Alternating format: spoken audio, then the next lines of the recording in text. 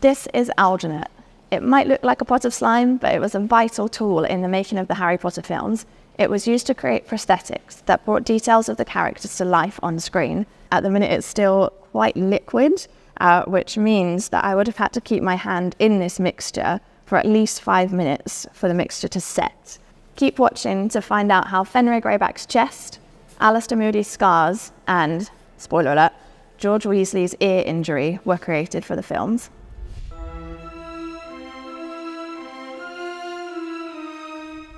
Hello and welcome to the filmmaking home of the Harry Potter film series. My name's Rebecca and you've joined me here today at Warner Brothers Studio Tour London, the making of Harry Potter. I work in the learning team here at the Studio Tour and we wanted to give you a closer look at some of the work that goes into bringing magical creatures and characters to life on the Harry Potter films. So, first things first, can you tell me who owns a chest like this?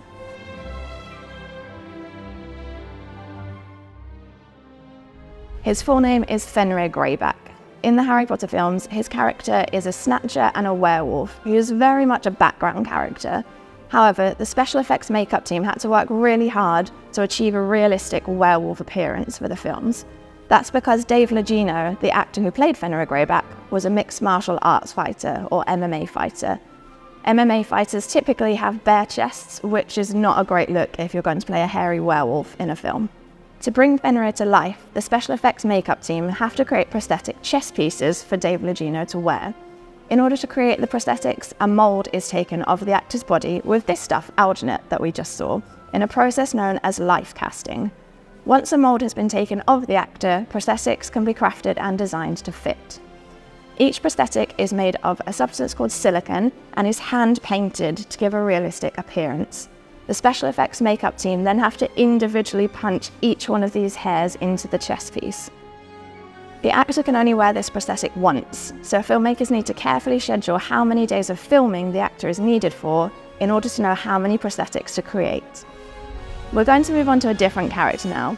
Here we have Alastor Moody's coat. Now, Alastor Moody's background is in an aura working for the Ministry of Magic.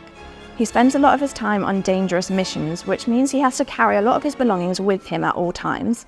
The costume team designed this coat to be filled with pockets so that it looked like he had all of his belongings with him. And to give that appearance, the costume team actually filled his pockets with something. Can you guess what it is? It is actually plastic bags. Here we can see a section of Mad-Eye Moody's cheek piece prosthetics, which shows some of his scarring as well as some of his facial hair. The prosthetics were made in different sections to enable the actor to move his face more freely and make realistic facial expressions. The prosthetics also made it easier to create Mad-Eye Moody's mechanical moving eye, which was created with magnets and a mechanism behind the eye. This enabled the iris to move rather than the eyeball itself. Now we're going to move on to our final character. We all know him and his mischievous brother very well from the first film onwards. They're best known for playing pranks on teachers and students, and later on for owning a joke shop. It is, of course, the Weasley twins, and particularly George. Today we're going to have a closer look at his scenes in Harry Potter and the Deathly Hallows Part 1, where he very sadly has his ear cut off during a battle as he escapes Privet Drive with 7 versions of Harry. In order to show the damage to George's ear, the special effects makeup team had to create a prosthetic to make the injury look realistic.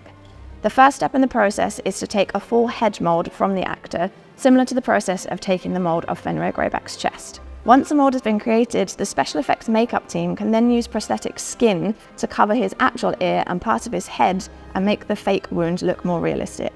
Here we can see one of the original prosthetics from Harry Potter and the Deathly Hallows Part 1.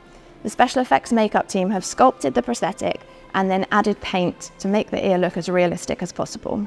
We hope you enjoyed learning a little bit more about how prosthetic makeup was used in the Harry Potter film series. Catch up on other episodes of Master the Magic on our YouTube channel. Don't forget to like, subscribe, and turn on your notifications.